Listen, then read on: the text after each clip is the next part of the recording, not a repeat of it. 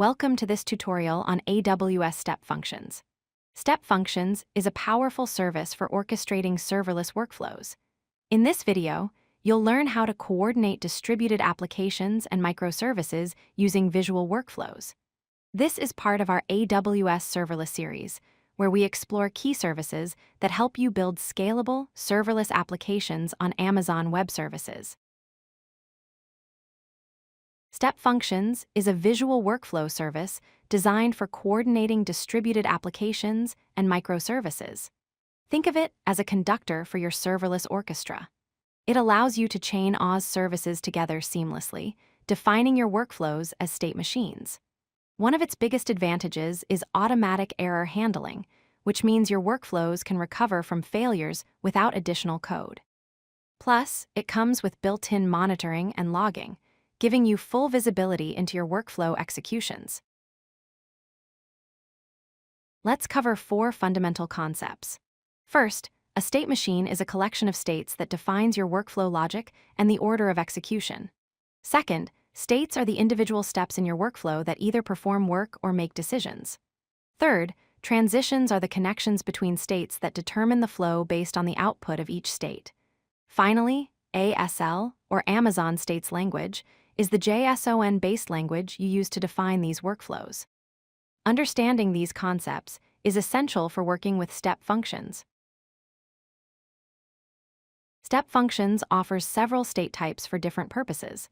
The task state executes work using services like Lambda, ECS, or other AWS services. The choice state makes decisions based on input data to determine which state should execute next.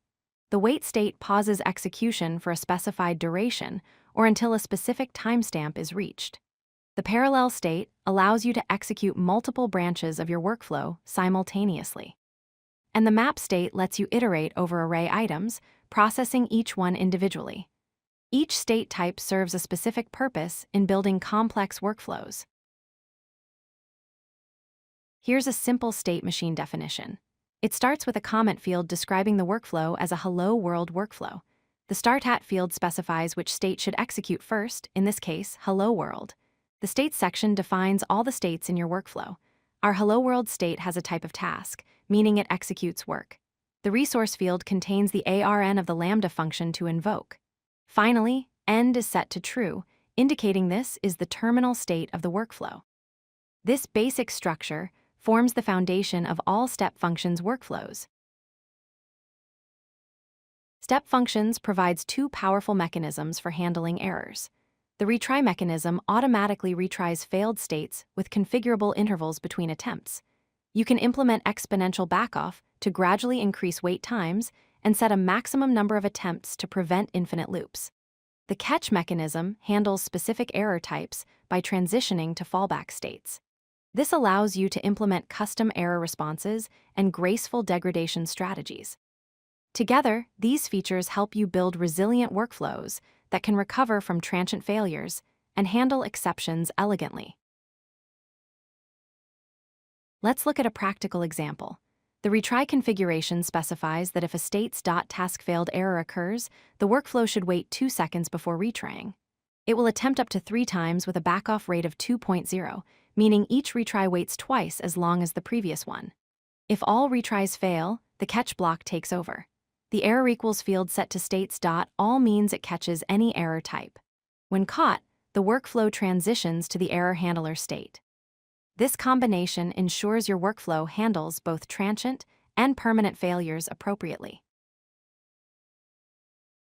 Step Functions offers 2 workflow types to match different use cases. Standard workflows are designed for long-running processes that can last up to 1 year.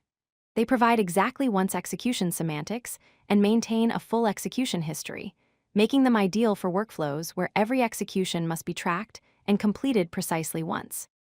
Express workflows, on the other hand, are optimized for high-volume, short-duration tasks that complete within 5 minutes.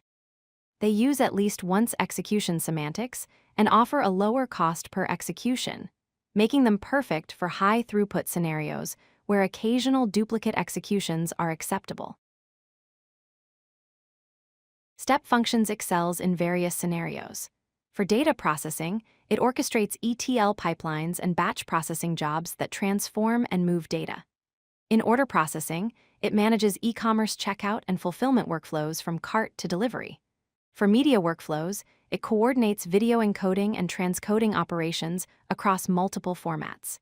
In machine learning pipelines, it orchestrates model training and inference workflows.